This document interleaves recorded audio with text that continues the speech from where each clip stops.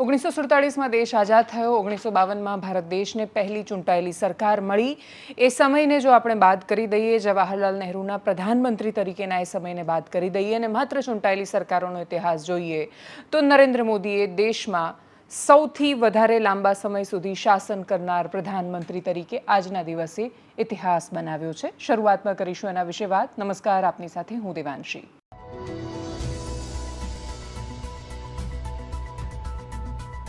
ગુજરાતમાં ખેડૂતો રસ્તા પર છે, સતત સંઘર્ષ ચાલી રહ્યો છે, પોલીસ સાથે વિવાદ છે, દ્રશ્યો પીડા આપનારા છે।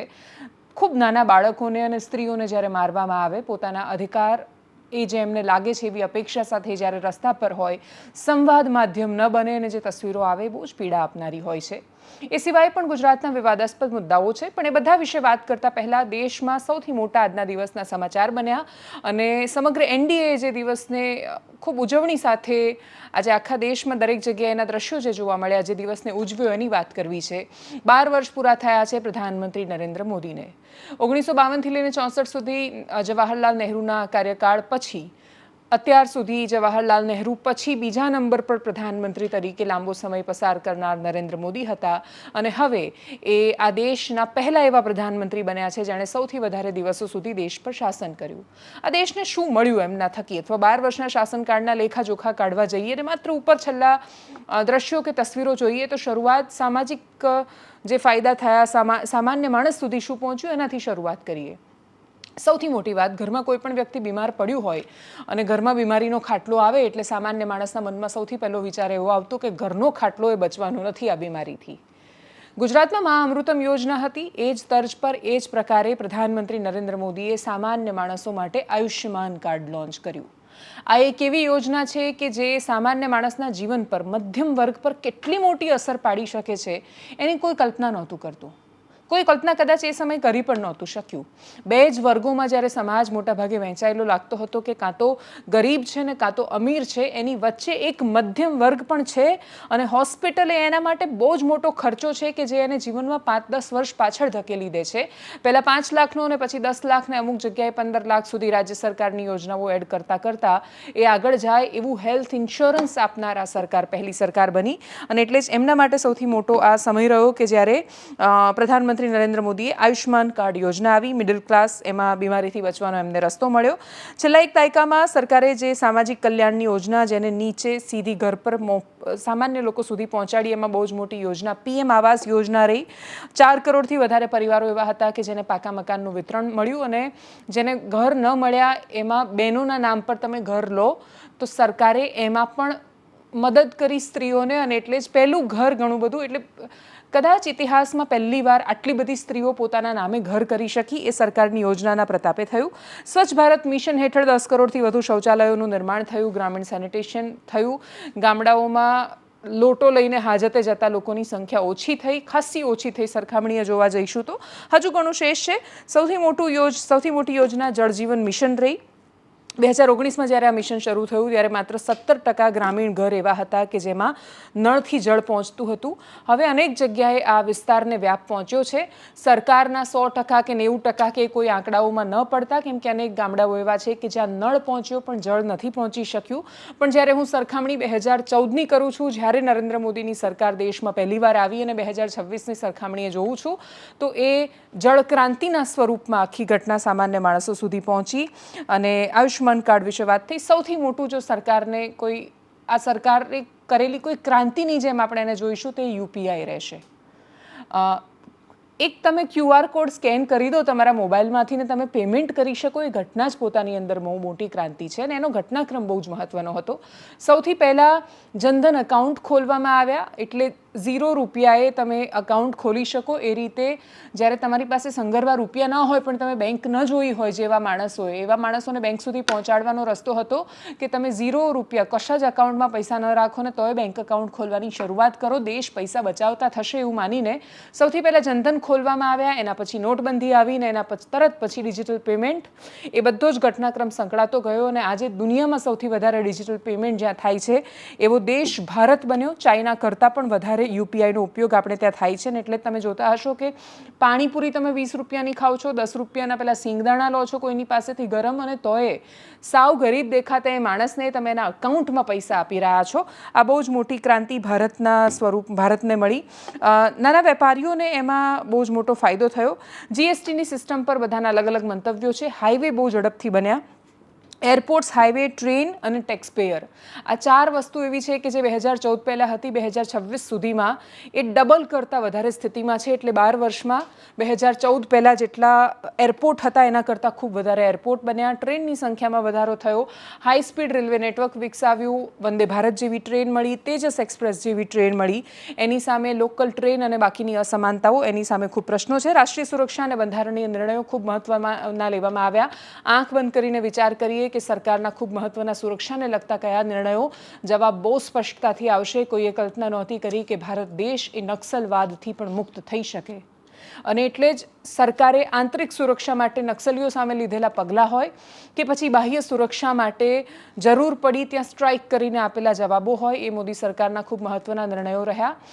કલમ 370 હટાવીને જમ્મુ કાશ્મીરને મુખ્યધારામાં ભેળવવાનો પ્રયાસ હોય કે પછી સાંસ્કૃતિક પુનરુત્થાન માટે અથવા જે વિચારધારાના નામ પર સરકાર ચૂંટાઈને આવી હતી એના આધાર પર બંધારણીય પ્રક્રિયા અનુસરીને કોર્ટમાંથી નિર્ણય લાવ્યા પછી રામ મંદિર બનાવવાની વાત હોય, સરકાર પોતે જે વચનપત્રમાં કહેલા મુદ્દાઓ હતા એ પૂરા કરવામાં એક સમયે અસંભવ લાગતા હતા જે મુદ્દાઓ, એ પૂરા કરી ચૂકી છે આ સરકાર.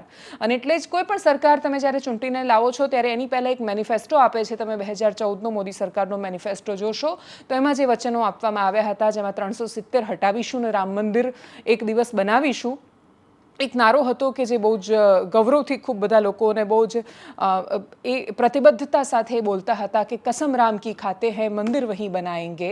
ત્યારે સામે પ્રશ્ન થતો હતો કે મંદિર વહીં બનાએંગે, તારીખ નહીં બતાએંગે. તારીખ પણ આવી, ઇતિહાસ પણ લખાયો એ દિવસ પર, અને પછી આ દેશે રામ મંદિરને બનતા અને પછી ભવ્ય રામ મંદિરના નિર્માણ પછી ચૂંટણીના પરિણામો પણ જોયા. અને એટલે જ આ દેશની તાસીર આપણને બહુ સ્પષ્ટ રીતે છેલ્લા 12 વર્ષોમાં દેખાઈ. ખૂબ બધું બન્યું, ખૂબ બધું બદલાયું. સરકાર સામે પ્રશ્ન શું રહ્યા? સૌથી મોટો પ્રશ્ન એ રહ્યો કે સરકારે પોતાને પ્રશ્નોથી પર માની. સરકારે એવું માન્યું કે એમને પ્રશ્ન કરવો અથવા એમની વાત સાથે અસહમતિ બતાવવી એ બહુ જ મોટો અપરાધ છે. સરકારે મૂળ વાત ભૂલી ગઈ કે તમે ખૂબ બધા પ્રશ્ન કરીને, લડીને, આંદોલન કરીને, દરેક મુદ્દે એલપીજીના વધતા ભાવથી માંડીને, આંતરિક સુરક્ષાથી માંડીને સામાન્ય માણસના મુદ્દાઓ પર લડ્યા પછી સરકારમાં પહોંચ્યા છો. જો એ લોકતંત્ર ન હોત, જે જવાહરલાલ નહેરુની સાપેક્ષમાં દરેક વખતે તુલના કરીને એમને વાવણા બતાવવાનો જ્યારે પ્રયત્ન થાય ત્યારે એ વાત ભૂલાય કે જો એ નહેરુએ સ્થાપેલી સંસ્થાઓ ન હોત, એ લોકતંત્ર નામની સંસ્થાને એમાં સંયુક્ત રીતે સામાન્ય માણસોનો ભરોસો ન હોત તો 2014માં સત્તા પરિવર્તન જ ન થતું. તો પછી આ દેશ કાગળ પર આમ સહી કરીને આપી દેતા ગાંધી પરિવારને. પણ એવું થયું નથી આ દેશમાં. અને એટલે જ લોકતંત્રની મૂળ વાત જે છે, સરકારે એ વાત સમજવી પડશે કે જેટલા અદ્ભુત નિર્ણયો એમણે આ બધા જ કર્યા, યુપીઆઈથી માંડીને આયુષ્યમાન ભારત જેવા, એટલું જ મહત્વનું છે આ દેશમાં લોકતંત્રને ટકાવી રાખવા માટે પોતાને ટીકાઓથી પર ન માનવું, અસહમતિથી પર ન માનવું. અને તમે પોતે કદાચ એને ટીકા કે અસહમતિથી પર માનો, પત્રકાર પરિષદ ન કરો, એ અલગ ને વ્યક્તિગત વિષય હોઈ શકે, તો પણ જે તમને પ્રશ્નો કરે છે એ દેશ વિરોધી તત્વો ન હોઈ શકે. જે પ્રશ્ન કરે છે એ સૌથી મોટું દેશભક્ત છે, કેમ કે એને આ દેશની ફિકર છે અને પડી છે આ દેશમાં શું થઈ રહ્યું છે એની સાથે. સરકારની બહુ જ મોટી ઉપલબ્ધિ, ટેક્સ પેયર ખૂબ વધ્યા. એટલે આપણે ત્યાં જે કરદાતાઓ હતા એની સંખ્યામાં બહુ જ વધારો થયો અને સરકારે છૂટ બહુ આપી. એટલે 12 લાખ સુધીની ઇન્કમ પર કોઈ ટેક્સ ન લાગતો હોવા છતાં આ દેશમાં કરપાત્ર આવક ધરાવતા લોકો વધ્યા.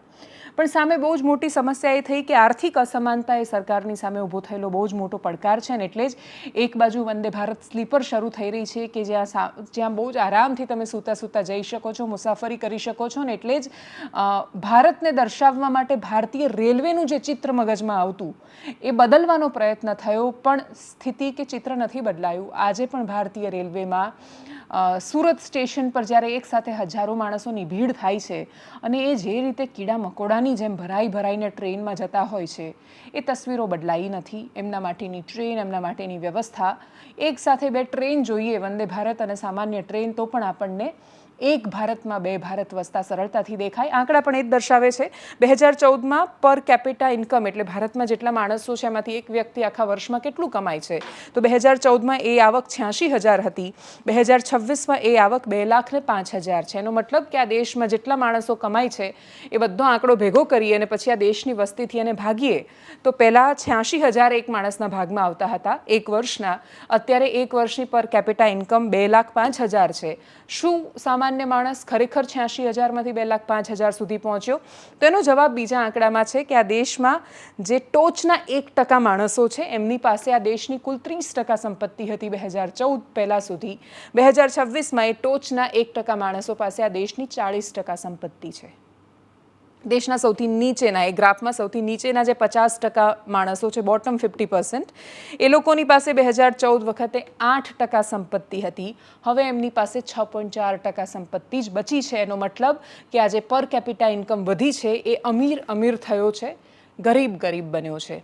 આ જે બે મુખ્ય પડકારો કે પ્રશ્નોથી પર કોઈ સરકાર નથી હોતી અને તમને પ્રશ્ન કરનારા દેશદ્રોહી નથી હોતા, અને બીજો પ્રશ્ન આર્થિક અસમાનતા, અને એ સિવાય શાળાઓનું ઘટવું, શિક્ષકોનું ઘટવું અને ન્યૂ એજ્યુકેશન પોલિસી આવવી. પણ સરકારે જે સાંસ્કૃતિક પુનરુત્થાનની વાત કરી એ સિલેબસમાં કે પછી સામાન્ય માણસના જીવનમાં અસર ન કરવું, એ બધા નાના નાના પ્રશ્નોની વચ્ચે આ બે મુખ્ય પ્રશ્નો અથવા પડકારો સરકારની સામે છે. 25 વર્ષ શાસનના કે જાહેર જીવનના નરેન્દ્ર મોદી આવનારા સમયમાં પૂરા કરવાના છે. એમની યાત્રાની શરૂઆત ગુજરાતથી થઈ હતી અને એટલે જ ગુજરાતનું પણ તમે બિફોર આફ્ટર 2002 પહેલાં અને 2002 પછીનું એટલે 7 ઓક્ટોબર 2001થી લઈને અત્યાર સુધીનું ચિત્ર જ્યારે જોશું ત્યારે 7 ઓક્ટોબરે એમને 25 વર્ષ પણ પૂરા થવાના છે એ શાસનને. તો આ જે લાંબો સમયગાળો રહ્યો છે એ એમની દૂરંદેશિતા, ખૂબ મહત્ત્વના લીધેલા નિર્ણયો, બહુ જ ઓછા નેતાઓ આ દેશને એવા મળ્યા કે જે 25 વર્ષ પછી કે 30 વર્ષ પછીની કલ્પના કરી શકતા હતા. એમણે ગુજરાતને ખૂબ મોટા પ્રોજેક્ટ્સ આપ્યા, અદ્યતન બનેલા સુસજ્જ આપણને નગરો આપ્યા, મહાનગરપાલિકાઓ વિકસિત થઈ, અને એ સિવાય ઘણું બધું છે કે જે મળ્યું. મૂળ જે અમુક પાયાની સમસ્યાઓ હતી એ રહી ગઈ, અને એનાથી વિશેષ સવાલ એ થયો કે એમના ગયા પછી ગુજરાતને કયા એવા મુખ્યમંત્રી મળે કે જે એમની સાપેક્ષમાં ખરા ઉતરી શકે. એનો જવાબ ન મળ્યો. જે શાસકો આવતા ગયા એનાથી લોકોની ફરિયાદો વધતી ગઈ, પણ છેલ્લે અંતે ભારતીય જનતા પાર્ટી ટકી રહી, અને માત્ર ટકી ન રહી, બુલંદીથી આગળ વધી. એ ગણતરીઓમાં હવે ભારતીય જનતા પાર્ટી પારંગત થઈ ગઈ છે. નીચે ગ્રાઉન્ડ પર ગમે તેટલા પ્રશ્નો હોય, વોટનું ગણિત ભાજપ સમજે છે, અને જ્યાં સુધી મતદારોના મનનું રસાયણ અને વોટનું ગણિત ભાજપ સમજે છે ત્યાં સુધી વિપક્ષોએ ચિંતા કરવાની ચોક્કસ જરૂર છે. આગળ વાત કરીશું ગુજરાતના મુદ્દાઓની. ગુજરાતના મુદ્દાઓ વિશે વાત કરતા પહેલાં આજે કેબિનેટમાં પ્રધાનમંત્રી મોદીને અભિનંદન આપવામાં આવ્યા. એ સિવાય એ જાલમૂડી ખાતા હતા એ પ્રકારની તસવીરો પણ સામે આવી, રાજનૈતિક તસવીરો હતી. એકદમ સંક્ષિપ્તમાં કરીએ એના પર નજર.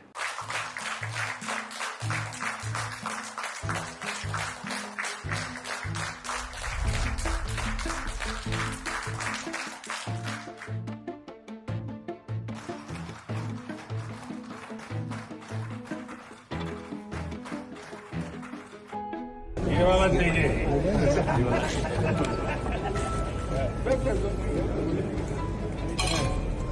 Thank you.